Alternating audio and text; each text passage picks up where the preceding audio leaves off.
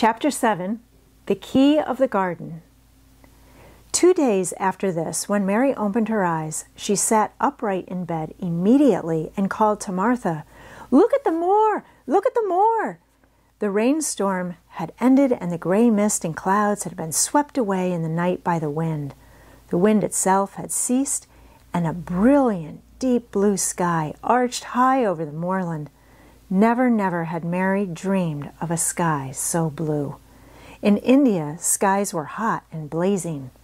This was of a deep, cool blue which almost seemed to sparkle, like the waters of some lovely bottomless lake. And here and there, high, high in the arched blueness, floated small clouds of snow-white fleece. The far-reaching world of the moor itself looked softly blue, instead of gloomy purple-black, or awful dreary gray. "Aye," said Martha with a cheerful grin, "the storm's over for a bit. It does like this at this time of the year. It goes off in a night like it was pretending it had never been here and never meant to come again. That's because the springtime's on its way. It's a long way off yet, but it's coming." "I thought perhaps it always rained or looked dark in England," Mary said. "Ah, no," said Martha, sitting up on her heels among her black lead brushes. "Not of the sort." "What does that mean?" asked Mary seriously. In India, the natives spoke different dialects which only a few people understood, so she was not surprised when Martha used words she did not know. Martha laughed, as she had done the first morning. "There now," she said, "I've talked broad Yorkshire again like Mrs. Medlock said I mustn't. Not of the sort means nothing of the sort. Slowly and carefully, but it takes so long to say it. Yorkshire's the sunniest place on earth when it is sunny. I told thee to like the moor after a bit. Just you wait till you see the gold-colored gorse blossoms and the blossoms of the broom and the heather flowering, all purple bells and hundreds of butterflies fluttering and bees humming and skylarks soaring up and singing. You'll want to get out on it at sunrise and live out on it all day like Dickon does." "Could I ever get there?" asked Mary wistfully, looking through her window at the far-off blue. It was so new and big and wonderful, and such a heavenly color. "I don't know," answered Martha. "There's never used the legs since they was born, it seems to me. They couldn't walk 5 mile. It's 5 mile to our cottage." "I should like to see your cottage." Martha stared at her a moment curiously before she took up her polishing brush and began to rub the grate again. She was thinking that the small plain face did not look quite as sour at this moment as it had done the first morning she saw it. It looked just a trifle like little Susan Ann's when she wanted something very much. "I'll ask my mother about it," she said. "She's one of them that nearly always sees a way to do things. It's my day out today, and I'm going home. I am glad. Mrs. Medlock thinks a lot of Mother. Perhaps she could talk to her." "I like your mother," said Mary. "I should think they did," agreed Martha, polishing away. "I've never seen her," said Mary. "No, there hasn't," replied Martha. She sat up on her heels again and rubbed the end of her nose with the back of her hand as if puzzled for a moment, but she ended quite positively. "Well, she's that sensible and hard-working and good-natured and clean that no one could help liking her, whether they'd seen her or not. When I'm going home to her on my day out, I just jump for joy when I'm crossing the moor." "I like Dickon," added Mary, "and I've never seen him." "Well," said Martha stoutly, "I've told thee that the very birds like him, and the rabbits and wild sheep and ponies and the foxes themselves. I wonder," staring at her reflectively, "what Dickon would think of thee." "He wouldn't like me," said Mary in her stiff, cold little way. "No one does." Martha looked reflective again. "How does thee like thyself?" she inquired, really quite as if she were curious to know. Mary hesitated a moment and thought it over. "Not at all, really," she answered, "but I never thought of that before." Martha grinned a little as if at some homely recollection. "Mother said that to me once," she said.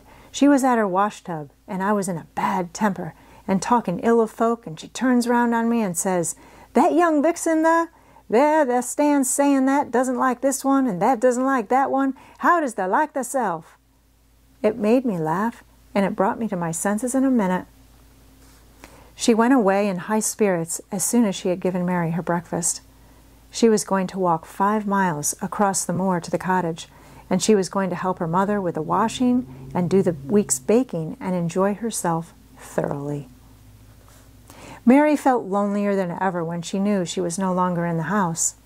She went out into the garden as quickly as possible, and the first thing she did was to run round and round the fountain flower garden 10 times. She counted the times carefully, and when she had finished, she felt in better spirits. The sunshine made the whole place look different. The high, deep blue sky arched over Misselthwaite as well as over the moor, and she kept lifting her face and looking up into it, trying to imagine what it would be like to lie down on one of the little snow-white clouds and float about.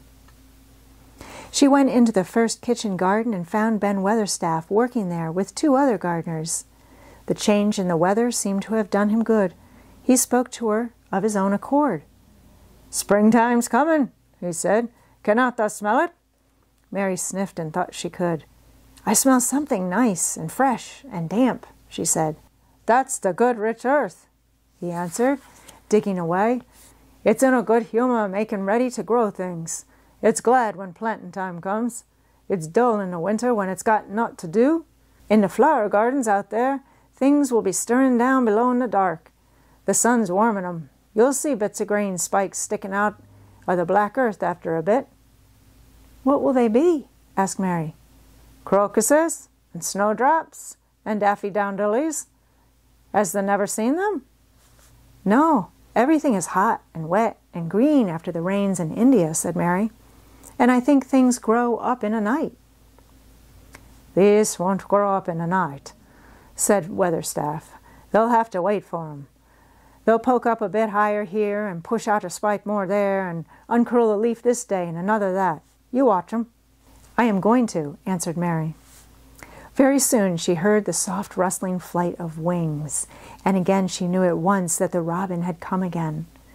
He was very pert and lively and hopped about so close to her feet and put his head on one side and looked at her so shyly that she asked Ben Weatherstaff a question. "Do you think he remembers me?" she said. "Remembers thee?" said Weatherstaff indignantly. "He knows every cabbage stump in the gardens, let alone the people. He's never seen a little wench here before, and he's bent on finding out all about thee. There's no need to try to hide anything from him." "Are things stirring down below in the dark, in that garden where he lives?" Mary inquired.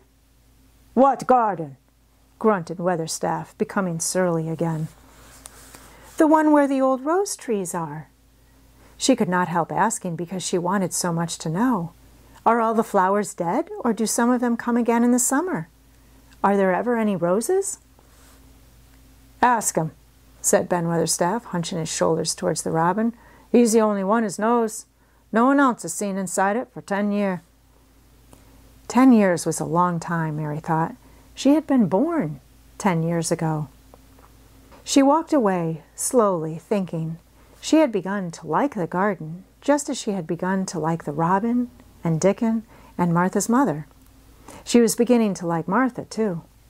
That seemed a good many people to like when you were not used to liking.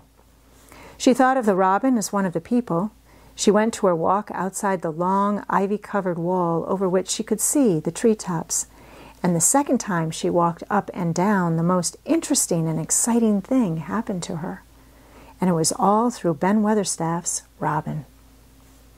She heard a chirp and a twitter, and when she looked at the bare flower bed at her left side, there he was, hopping about and pretending to peck things out of the earth to persuade her that he had not followed her. But she knew he had followed her, and the surprise so filled her with delight that she almost trembled a little. "You do remember me," she cried. "You do. You are prettier than anything else in the whole world." She chirped and talked and coaxed, and he hopped and flirted his tail and twittered. It was as if he were talking. His red waistcoat was like satin, and he puffed his tiny breast out and was so fine and so grand and so pretty that it was really as if he were showing her how important and like a human person a robin could be. Mistress Mary forgot that she had ever been contrary in her life when he allowed her to draw closer and closer to him, and bend down and talk and try to make something like robin sounds. Oh, to think that he should actually let her come as near to him as that! He knew nothing in the world would make her put out her hand towards him or startle him in the least tiniest way. He knew it because he was a real person, only nicer than any other person in the world. She was so happy that she scarcely dared to breathe. The flower bed was not quite bare. It was bare of flowers because the perennial plants had been cut down for their winter rest, but there were tall shrubs and low ones which grew together at the back of the bed. And as the robin hopped about under them, she saw him hop over a small pile of freshly turned up earth. He stopped on it to look for a worm. The earth had been turned up because a dog had been trying to dig up a mole, and he had scratched quite a deep hole. Mary looked at it, not really knowing why the hole was there, and as she looked she saw something almost buried in the newly turned soil. It was something like a ring of rusty iron or brass, and when the robin flew up into a tree nearby, she put out her hand and picked the ring up. It was more than a ring. However, it was an old key which looked as if it had been buried a long time. Mistress Mary stood up and looked at it with an almost frightened face as it hung from her finger. "Perhaps it has been buried for 10 years, she said in a whisper. "Perhaps it is the key to the garden."